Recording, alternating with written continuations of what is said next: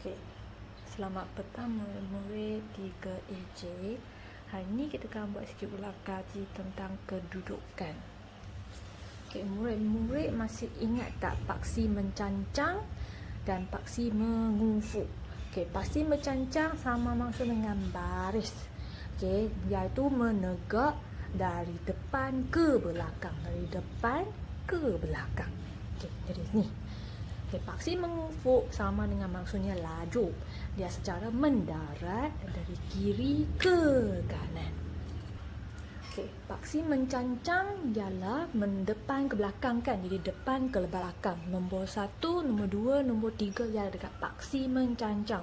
Apa kata kita juga boleh nyatakan sebagai baris. Okay, paksi mengufuk yang bawah ni, huruf-huruf tu A, B, C, D, E secara mendarat dari kiri ke kanan. Itu paksi mengufuk. Okay, murid-murid boleh tengok muka surat 97. Okey, tengok durian tu. Okey, durian tu dia duk tanya di manakah udang berada. Okey, ada beberapa cara untuk menyatakan kedudukan udang. Okey, cara pertama ialah udang berada di lajur 4 baris kedua. Lajur 4, 1, 2, 3, 4 baris kedua. Cara kedua kita boleh nyatakan tempat udang ialah 4 petak ke timur, 2 petak ke utara. Okey, dari pondok ni kita boleh nampak. Timur kat sini, utara kat atas. Jadi 4 petak ke timur, 2 petak ke utara. Itu kedudukan udang. Cara ketiga untuk menyatakan tempat udang ialah 4 petak ke kanan. Kanan. Timur sama dengan kanan. Sini kiri, sini kanan. Jadi 4 petak ke kanan, 2 petak ke depan. 2 petak ke depan dari pondok tu. Jadi ini tempat udang. Dengan beberapa cara, kita boleh menyatakan kedudukannya. Okey, selepas ulang kaji, kita nak buat sikit latihan. Okey, pastikan nama, kelas, hari kat atas, tarikh kat bawah. Pasti 4-4 kalau ni diisikan. Okey, lepas tu siapkan muka surat yang pertama ni. Okey, soalan ni isikan jawapan yang betul. Okey, kita tengok ni. Ini paksi apa? Ini paksi mencancang. Ini paksi mengufuk. Okey, kamu kena bacakan soalan. Lepas tu isi jawapan berdasarkan kedudukan yang ditunjukkan.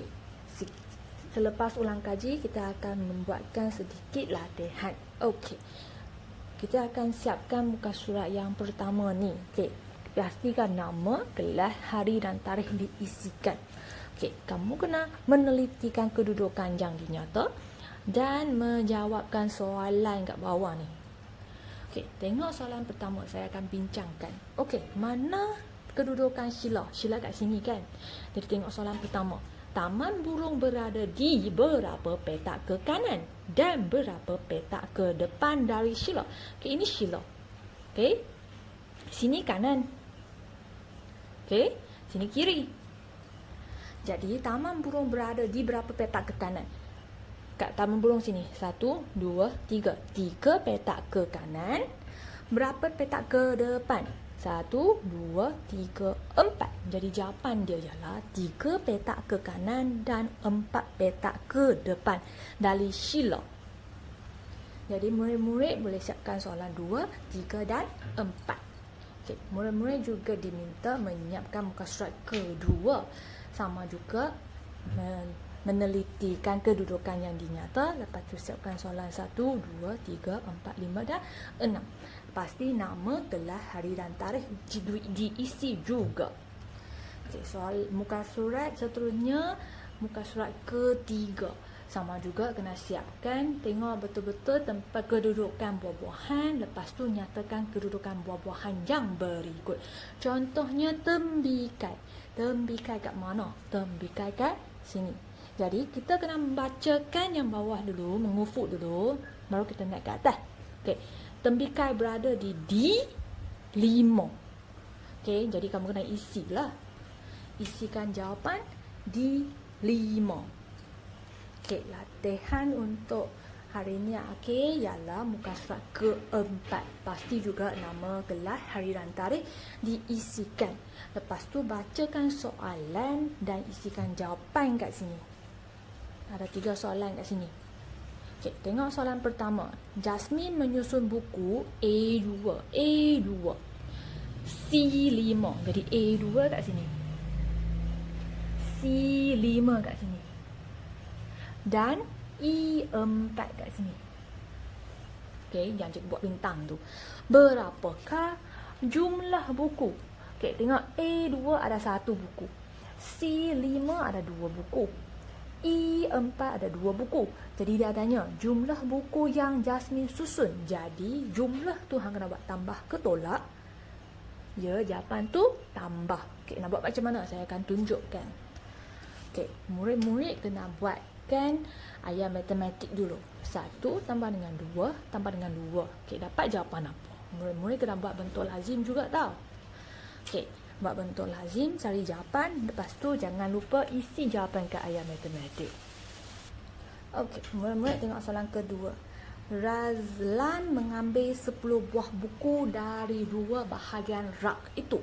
Nyatakan kedudukan buku yang mungkin diambil oleh Razlan.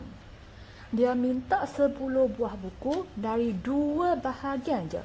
Maksudnya hanya ada 2 kedudukan. Okey.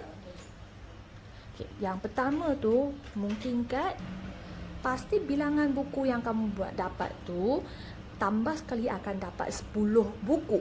Boleh tak cikgu ambil rak A2 dengan A5? A2 ada 1 buku, A5 ada 3 buku. Boleh tak saya ambil dua-dua ni?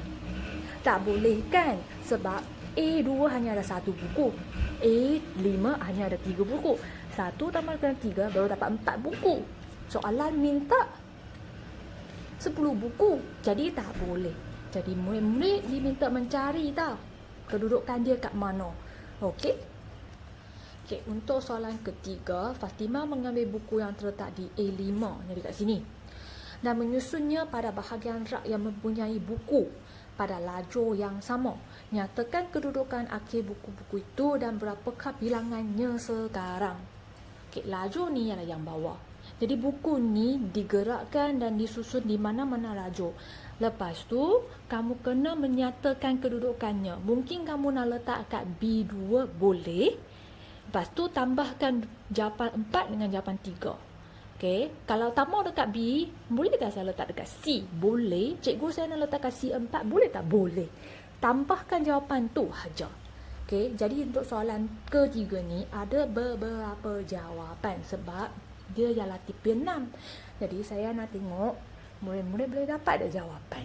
Okey, jadi untuk setakat ni saja untuk hari ini, pasti murid-murid menyiapkan kerja rumah.